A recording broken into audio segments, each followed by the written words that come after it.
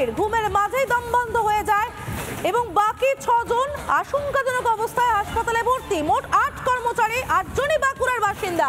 ঘুমের মধ্যে দম বন্ধ হয়, তার মধ্যে 2 জনের মৃত্যু হয়।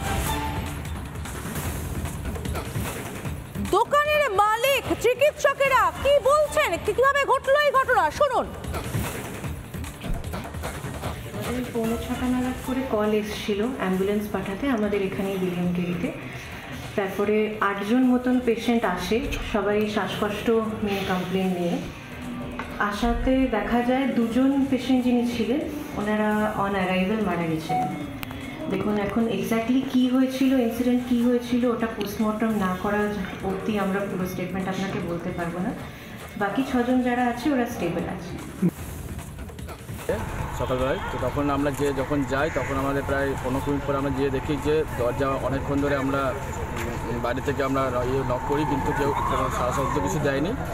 তারপরে যখন অনেকক্ষণ চেষ্টা করার পর যখন 15-20 মিনিট আধা ঘন্টার মধ্যে আমরা দরজা ভেঙে ফেলি, দরজা ফেলে দেখি যে সব অচেতন অবস্থায় ভেতরে সব শুয়ে আছে, কারো কোনো হুঁশ নেই। তারপরে অ্যাম্বুলেন্স ডেকে আমরা লোকাল হসপিটাল, আমাদের আইপি সিটি হসপিটালে আমরা ভর্তি করি।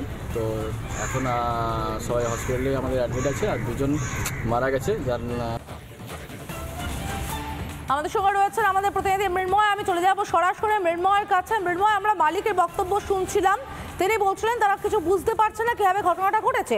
প্রাথমিকভাবে পরিস্থিতি দেখে কি মনে হচ্ছে, কিভাবে দম বন্ধ হয়ে 2 জনের মৃত্যু হয়ে গেল, 6 জন এইরকম আশঙ্কাজনক অবস্থা?